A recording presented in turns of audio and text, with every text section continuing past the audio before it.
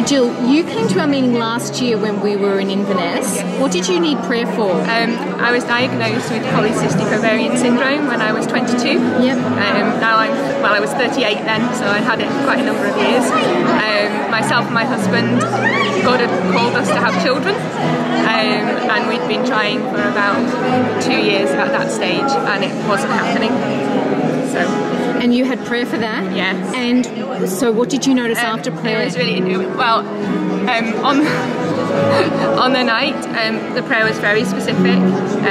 John prayed that the cysts would melt away and that there would be a miracle baby within a year.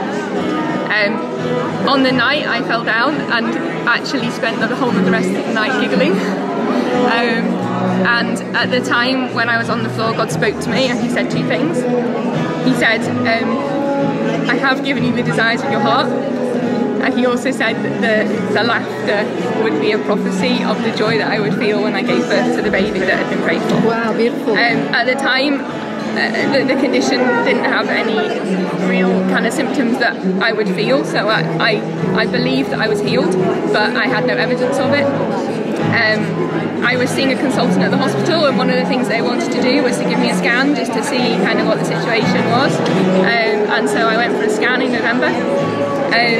On the day of the scan, I remember saying to God, I believe you've healed me, but whatever the scan shows, I want it to show that the cysts have gone, but whatever it shows, I know that that isn't a problem for you and that you can give us this baby.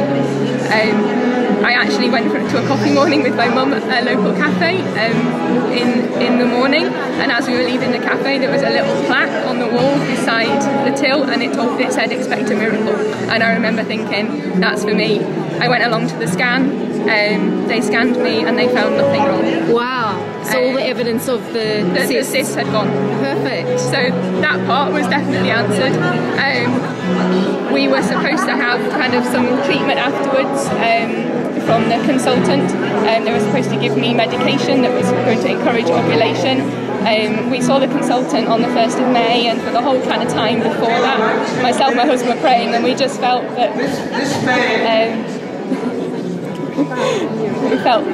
God had what he had started, he was going to finish, and it wasn't right for us to have the medication. So we went to see the consultant, and we told him that we didn't want any treatment, and that what we believed had happened, and we just said, this is up to God now, and I conceived within a week of that appointment. Wow, awesome. So how far along are you? Almost 18 weeks. Okay, well, congratulations. That's wonderful news. And are you going to know the baby's sex before birth? Find out in two weeks. Oh, that's really wonderful. I can do anything, I can do all things, 'cause it's you who gives me strength.